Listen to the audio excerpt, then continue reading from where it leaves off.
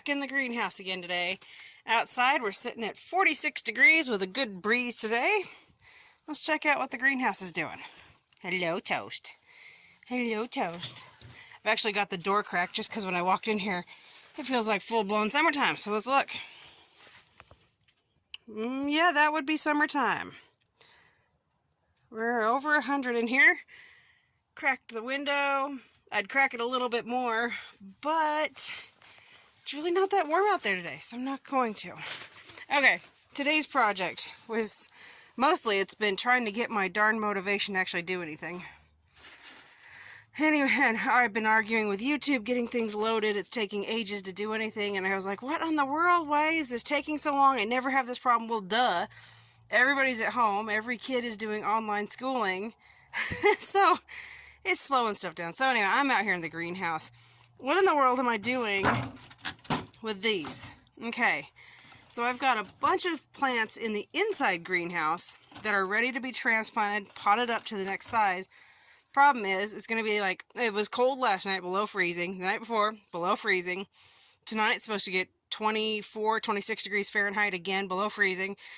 Now, the greenhouse should stay warm, and we've got the light that turns on, but because I'm not interested in setting myself back over a month on planting, I'm not bringing out the tomatoes and stuff out here, but I can be out here and get some soil ready in these.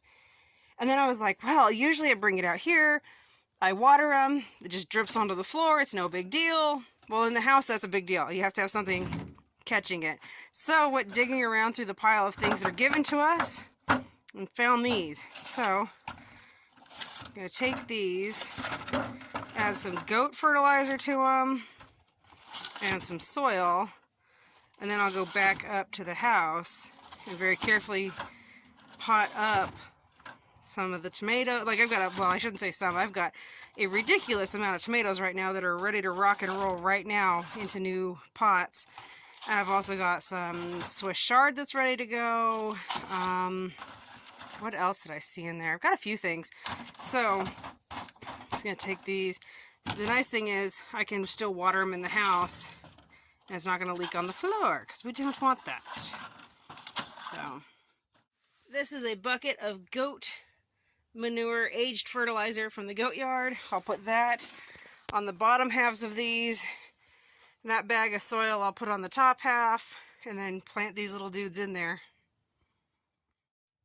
That's what the first step looks like. These are all filled just about halfway-ish with some aged fertilizer from the goats. Okay, true, that doesn't look like halfway, right? But remember, I'm going to be adding soil from that bag. And then I also have to get the seedling in there. So I've got to leave room for the soil that the seedling has packed around it as well. So that's why these are less than half. You have to leave room. That is as full as I am going to get these. There's a good chance they're probably too full. But when I go in there, I'll be putting a hole in the middle like this.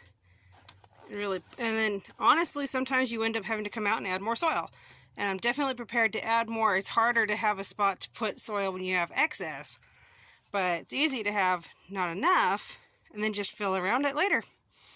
So, I actually need to dampen these just a bit. That way it's easier to work the soil and get it to stay where you want it. And then we'll go move some seedlings. We'll go pot up some seedlings. So knowing that I was going to be doing some transplanting today, potting up, I let my pods get a little bit dry today so it's easier. I don't have crumbling soil. And what I'm going to be doing is completely stripping this netting off. I'll be putting a hole in here and just putting the seedling in there. What's really cool about this one, I've got 4 healthy tomato seedlings that have come up on here. These are, let's see,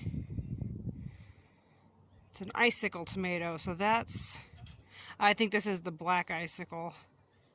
Yes, so that's a Roma tomato. So look, I've got 4 of them that came up on that one. That's another icicle tomato. I've got, these are micro tomatoes. They stay very tiny, excellent for pots. But because they stay tiny and they've got some true leaves on there, I'm putting them in a bigger pot today just so that it's done and I can move on to the next project.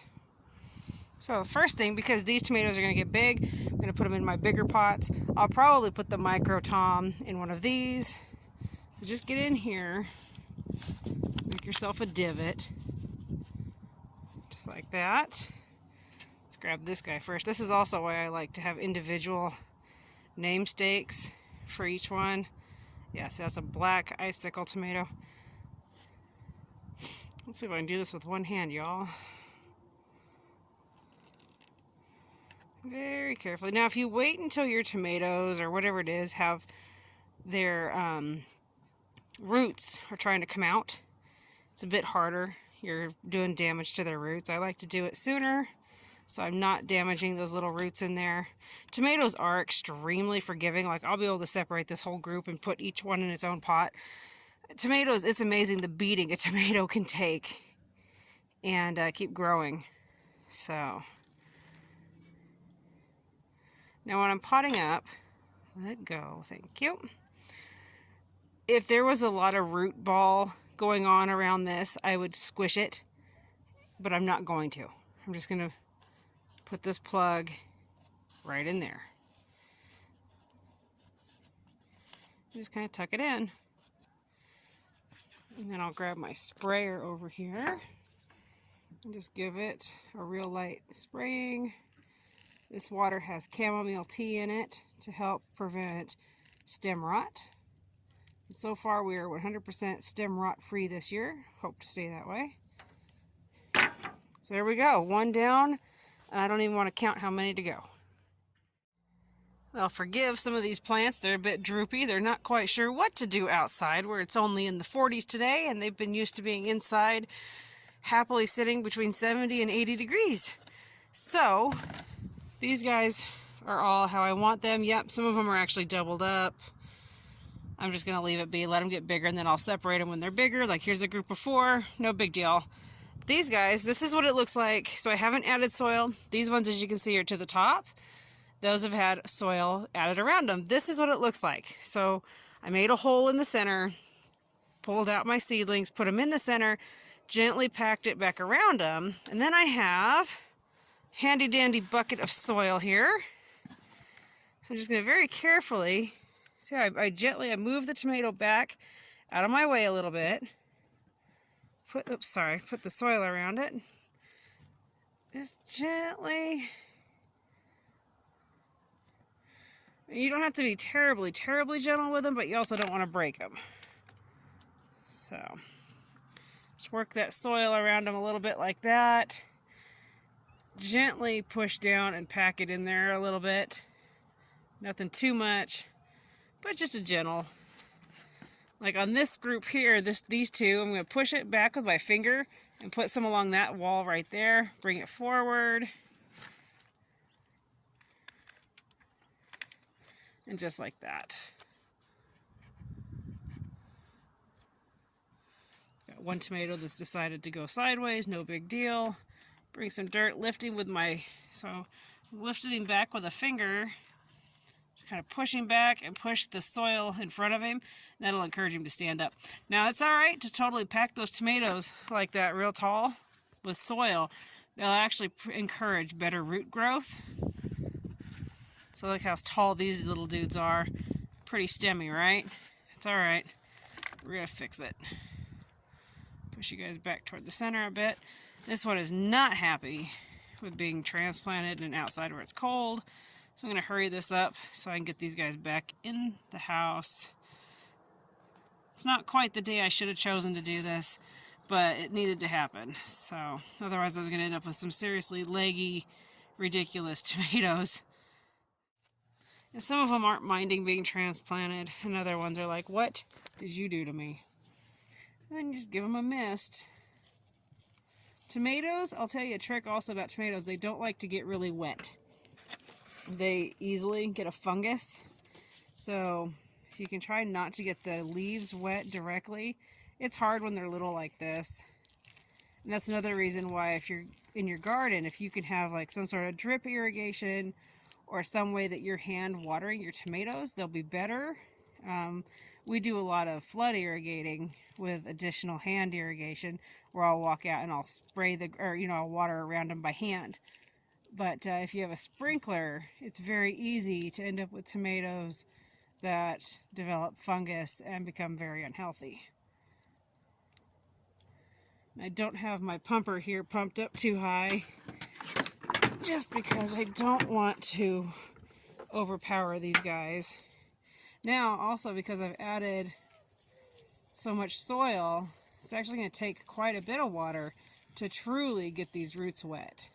So this will be where I'll come in and I'll wet it like this, and then I'll be doing it multiple times a day, checking on these plants. I don't want to drown them, but I do not want these plants to get dry.